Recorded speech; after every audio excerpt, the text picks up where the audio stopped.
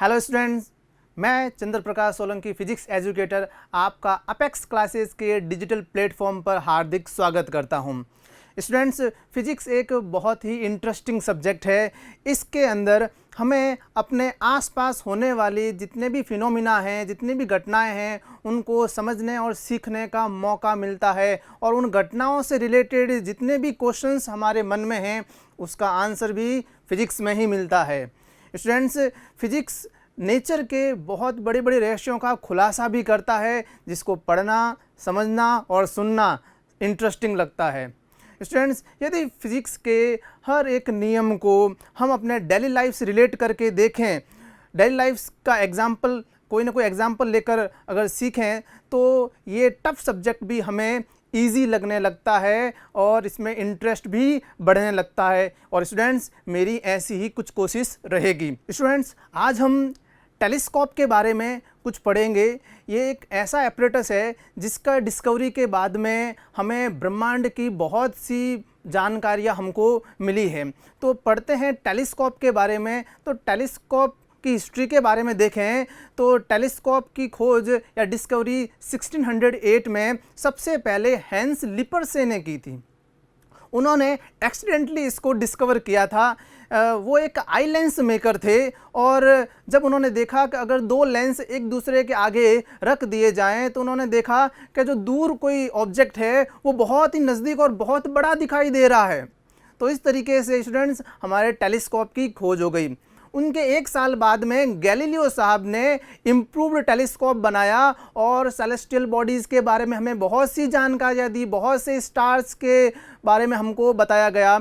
और उसके बाद में एक फिजिक्स वर्ल्ड के अंदर एक बहुत बड़ा रेवोल्यूशन आ गया और लोगों को सेलेस्टियल बॉडीज़ के बारे में जानने की क्यूरियोसिटी बहुत बढ़ गई थी इस एक इंस्ट्रूमेंट की खोज के बाद में। इसके बाद में कैप्लर और उसके बाद में हाइगन और न्यूटन ने और अच्छे इम्प्रूव्ड टेलीस्कोप बनाए और आज की तारीख में हमारे पास बहुत ही अच्छे टाइप के, अच्छी क्वालिटी के टेलीस्कोप हमारे पास है। तो स्टूडेंट्स, स्टार्ट करते हैं टेलीस्कोप।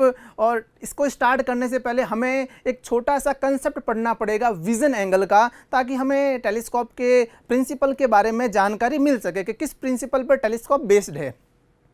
तो विज़न एंगल क्या होता है? देखिए, कोई भी ऑब्जेक्ट जो होता है, उस ऑब्जेक्ट से एक रे हमारे आई पर लेके आए तो वो जो एंगल हमारे आई पर बनाती है उसे हम विज़न एंगल या दर्शन कोण कहते हैं।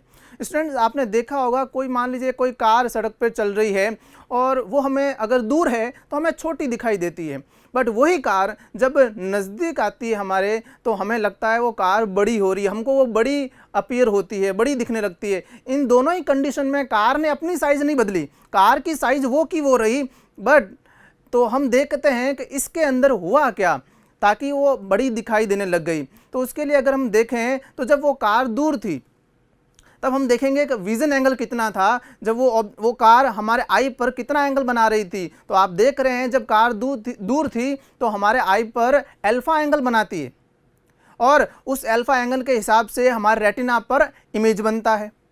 अब जब कार पास आ गई तो हम देख रहे हैं कि वही कार हमारे आई पर बीटा एंगल बना रही है और आप देख रहे होंगे बीटा एंगल जो है वो अल्फ़ा से बड़ा है और उस वजह से रेटिना पर इमेज भी बड़ा बनने लग गया।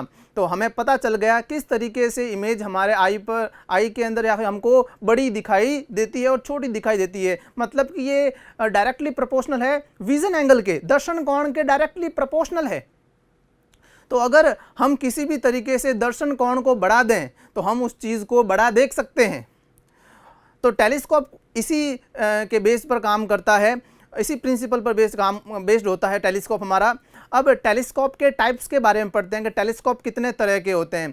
तो टेलीस्कोप मेनली 2 टाइप्स के होते हैं, रिफ्रैक्टिंग टाइप टेलीस्कोप अपवर्तक दूरदर्शी और रिफ्लेक्टिंग टाइप टेलीस्कोप परावर्तक दूरदर्शी। रिफ्रैक्टिंग टाइप टेलीस्कोप को हम फर्दर 2 पार्ट में डिवाइड करते हैं, एक एस्ट्रोनॉमिकल रिफ्रैक्टिंग टाइप टेलीस्कोप खगोलीय दूरदर्शी और टेरेस्ट्रियल टेलीस्कोप। जो अपना एस्ट्रोनॉमिकल टेलीस्कोप है वो सेलेस्टियल बॉडीज़ को देखने में काम आता है और जो अपना टेरेस्ट्रियल टेलीस्कोप है वो अर्थ पर ही किसी ऑब्जेक्ट को, जो दूर कोई ऑब्जेक्ट है उस पर, उसको देखने के लिए, उसको ऑब्जर्व करने के लिए काम आता है। जैसे कि मान लीजिए हमारी आर्मी जो दुश्मन आर्मी के चौकी पर नज़र रख रही है तो उस पर नज़र रखने के लिए ऐसे टेलीस्कोप यूज़ में लिए जाते हैं। और अर्थ पर अगर दूर कोई भी चीज़ है तो उसको ऑब्जर्व या उसको बड़ा करके देखने के लिए ये क्या नाम है, टेरेस्ट्रियल टेलीस्कोप काम में आता है। तो स्टूडेंट्स, आज अपन जो है रिफ्रैक्टिंग टाइप टेलीस्कोप में एस्ट्रोनॉमिकल टेलीस्कोप पढ़ने वाले हैं डिटेल में। तो इस एस्ट्रोनॉमिकल टेलीस्कोप के अंदर अगर देखें तो इसमें दो कॉन्वेक्स लेंस होते हैं, दो कॉन्वेक्स लेंस, दो कह सकते हैं अपन उत्तल लेंस, दो उत्तल लेंस हमारे पास होंगे। एक जो ऑब्जेक्ट की तरफ रहता है उसे ऑब्जेक्टिव लेंस या फिर कह सकते हैं अभिदृश्यक लेंस, और दूसरा जो हमारे आँख के पास होता है उसे आईपीस या फिर अभिनेत्र या नेत्रिका लेंस बोल सकते हैं। आप देख रहे होंगे अभिदृश्यक लेंस जो होता है उसका अपर्चर, उसका द्वारक जो आईपीस से बहुत बड़ा होता है। इस तरीके से अभिदृश्य की फोकल लेंथ भी आईपीस से बहुत ज़्यादा होती है। ओके, अब हम जैसे कि मान लीजिए हम सेलेस्टियल बॉडीज़ में से मान लीजिए एक मून को देख रहे हैं, मान लीजिए मून का ऑब्जर्वेशन हमको करना है। ओके, उसके लिए अब आप देखेंगे कि मून हमारे लिए इन्फिनिटी पर है और इन्फिनिटी से आने वाली जो रेज़ होती है, क्योंकि बहुत दूर से रेज़ आ रही है, एक ही पॉइंट से आने वाली रेज़ होती है, भले इतने दूर से आ रही होती है, इसी वजह से यहाँ तक आते आते वो अप्रॉक्स पैरेलल हो जाती है। तो हमारे ऑब्जेक्टिव लेंस के ऊपर पैरेलल रेज़ आ रही है, मून से आ रही है, पैरेलल रेज़ आ रही है, एक ही पॉइंट से आने वाली रेज़ सारी पैरेलल होगी, अप्रॉक्स पैरेलल होती है। और हम सब जानते हैं कि कॉन्वेक्स लेंस या फिर किसी भी लेंस के ऊपर पैरेलल रेज़ आती है तो उसका इमेज फोकल प्लेन पर बनता है। पोजीशन की बात करें तो फोकस पर उसका इमेज बनेगा। कैसा बनेगा? रियल बनेगा। और कैसा बनेगा? इन्वर्टेड बनेगा। और हम कह सकते हैं बहुत ही ज़्यादा डिमिनिश या फिर बहुत छोटा बनेगा। चलिए देखिए, हमने मून को बहुत पास तो ले आए हमारी आँख के, बट एक प्रॉब्लम यहाँ पर हो गई, ये बहुत ही छोटा इमेज बना रहा है। तो अब कैसे देखें? इमेज छोटा हो गया, चीज़ ज़रूर पास आ गई पर इमेज उसका बहुत छोटा, तो ऑब्ज़र्व फिर नहीं कर पा रहे हैं। तो इसको ऑब्ज़र्व करने के लिए या फिर इसको बड़ा बनाने के लिए हम एक दूसरा लेंस यूज़ में लेते हैं जो कि आईपीस लेंस है, जो कि एक सिंपल माइक्रोस्कोप की तरह बिहेव करता है। ये इसको बड़ा बनाएगा और हम इसको देख लेंगे।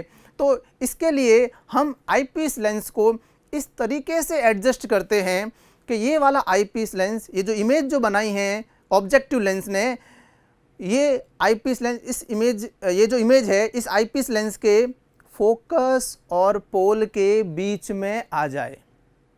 ओके, तो ये जो इमेज है अब इस आईपीस के लिए ऑब्जेक्ट बन गया और फिर इस ऑब्जेक्ट से जो रेज निकलती है इस लेंस के ऊपर आएगी, उसके कारण जो इसका इमेज बनेगा वो इसी साइड में बन जाएगा जिस तरफ इसका ऑब्जेक्ट है, और बड़ा बनेगा। और जिस साइड है, जैसे मान लीजिए इन्वर्टेड है तो इन्वर्टेड ही बनेगा, क्योंकि ऑलरेडी इन्वर्ट बन चुका है तो इसका इन्वर्टेड बनेगा और बड़ा बन जाएगा। अब क्योंकि हमने इसको बड़ा बना दिया है तो इसको अच्छे से स्टडी कर सकते हैं। यहाँ पर आपके मन में एक क्वेश्चन आएगा कि सर हमारा जो इमेज है, हमारा जो मून है जिसको हम देख रहे हैं वो तो इन्वर्टेड हो गया, उल्टा बन गया, तो फिर इन्वर्टेड इमेज को फिर कैसे ऑब्जर्व कर पाएंगे? तो स्टूडेंट्स, सेलेस्टियल बॉडीज़ के अंदर ये प्रॉब्लम नहीं आती, क्योंकि ये सेलेस्टियल बॉडीज लगभग स्फेरिकल शेप की होती है और अगर वो उल्टी भी हो जाए तो भी स्टडी करने में कोई तरह की प्रॉब्लम नहीं आती। तो यहाँ पर इस इन्वर्टेड होने की वजह से कोई प्रॉब्लम हमारे को नहीं आती इसको स्टडी करने में। दूसरी एक और प्रॉब्लम यहाँ पर बनती है कि हमने मून को बड़ा कर दिया और आप देख रहे होंगे जैसे ये मून बड़ा हो गया तो अब जो आपके विज़न एंगल बन रहा है हमारी आई पर वो पहले से बड़ा बन रहा है, तो ऑब्जेक्ट जो है हमको बड़ा दिखाई दे रहा है। अब प्रॉब्लम ये है कि बड़ा तो बन गया बट ये ब्लर दिखाई देता है। अब ब्लर हो जाने की वजह से हमारा जो ये पूरा का पूरा जो काम है वो वेस्ट हो गया, बिकॉज बड़ा बना दिया, वो ब्लर हो गया तो स्टडी तो फिर भी नहीं की जा सकती। तो अब इसके लिए हम क्या करें? पहली बात तो ये प्रॉब्लम अराइज कैसे हुई, पहले तो इस पर जाते हैं।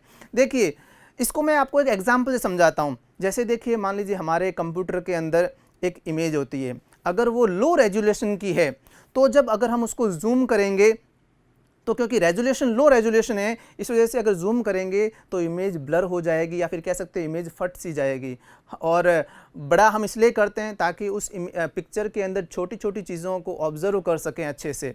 जब हमने बड़ा किया तो इमेज ही ख़राब हो गई, पूरी की पूरी इमेज ब्लर हो गई, तो हमारा जो पर्पस था वो पूरा नहीं हुआ। तो फिर हम हाई रेजोल्यूशन इमेज लेते हैं, उसको अगर बड़ा करेंगे तो फिर वो हमें अच्छे से दिखाई देगा, हर चीज़ अच्छे से दिखाई देगी, हम ऑब्जर्व कर पाएंगे। कुछ इसी तरह का होता है बच्चों इसके अंदर काम। जैसे हम कोई भी ऑब्जेक्ट को देख रहे हैं मान लीजिए, तो उस ऑब्जेक्ट को अच्छे से देखने के लिए मिनिमम पर्टिकुलर रेज आनी ज़रूरी होती है। जैसे एक मैं एग्जांपल ले लूँ, मान लीजिए कोई छोटा सा ऑब्जेक्ट है, उस ऑब्जेक्ट को मुझे देखना है तो मान लेते हैं 100 रेज आनी कम से कम आनी चाहिए हमारे आइज़ के अंदर, तो हम उस ऑब्जेक्ट को अच्छे देख सकते हैं। आपने देखा होगा डे लाइट के अंदर हम किसी ऑब्जेक्ट को देखें और नाइट के अंदर किसी ऑब्जेक्ट को देखें, तो आप देखेंगे कि नाइट के अंदर वही ऑब्जेक्ट हमें धुंधला दिखाई देता है, उसको अच्छे से ऑब्जर्व नहीं कर पाते हैं। और डे लाइट के अंदर वो दूर होता है तो भी हम उसको अच्छे से देख लेते हैं, और नाइट के अंदर नहीं देख पाते। क्यों? लाइट की इंटेंसिटी कम है, वहाँ पर लाइट उस ऑब्जेक्ट से टकराकर हमारे आइज़ के अंदर कम आ रही है।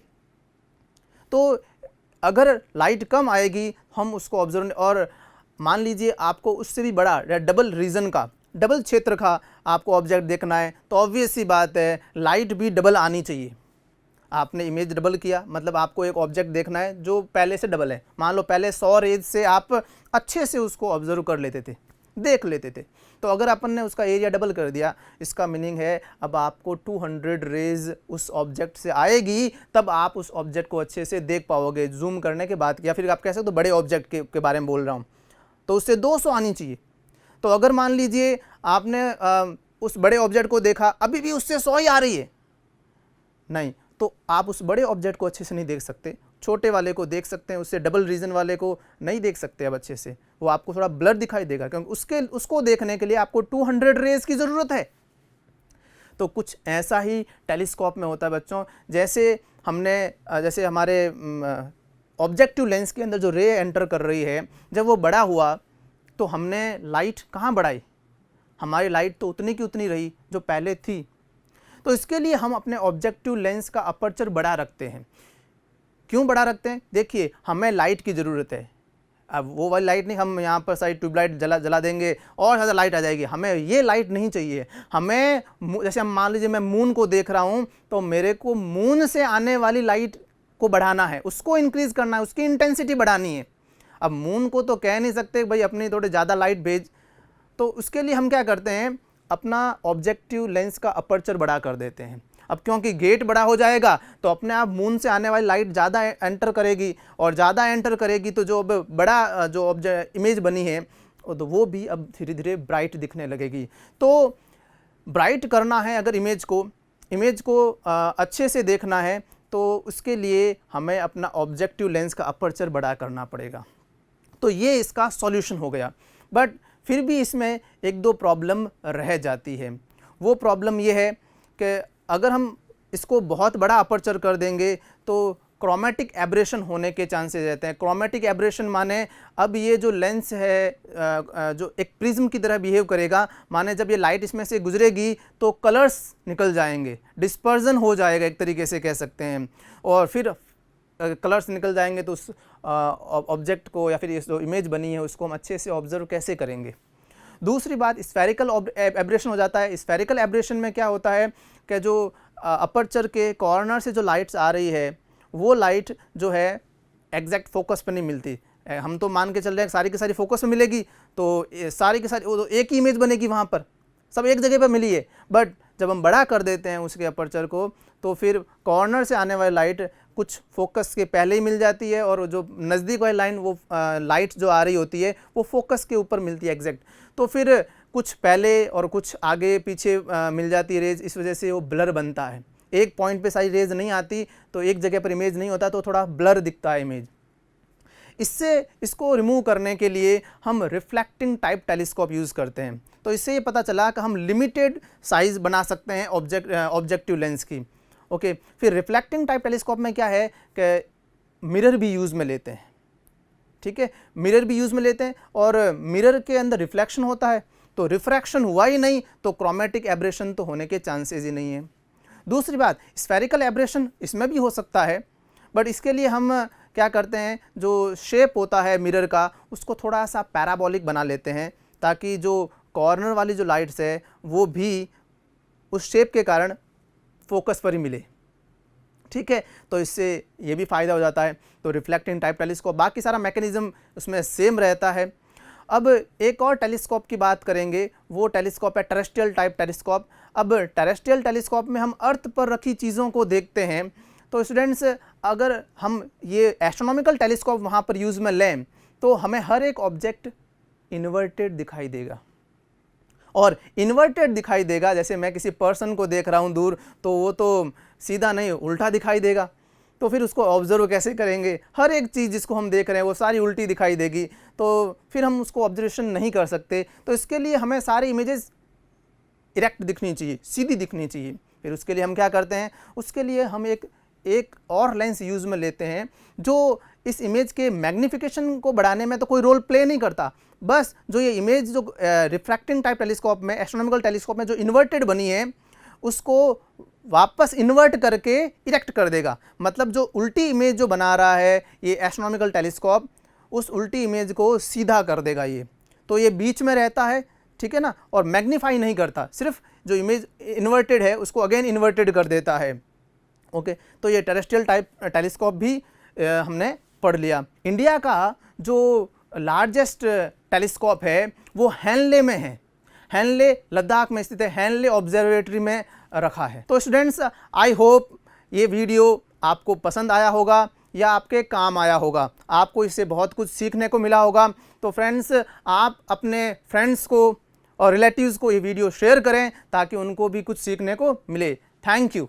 सब्सक्राइब करें हमारा Apex classes Edutech YouTube channel, साथ ही बेल आइकन को क्लिक करना बिल्कुल ना भूलें ताकि आगे आने वाले सभी यूट्यूब वीडियोस की अपडेटेड नोटिफिकेशंस सबसे पहले आपको मिले। Apex classes Edutech, subscribe now.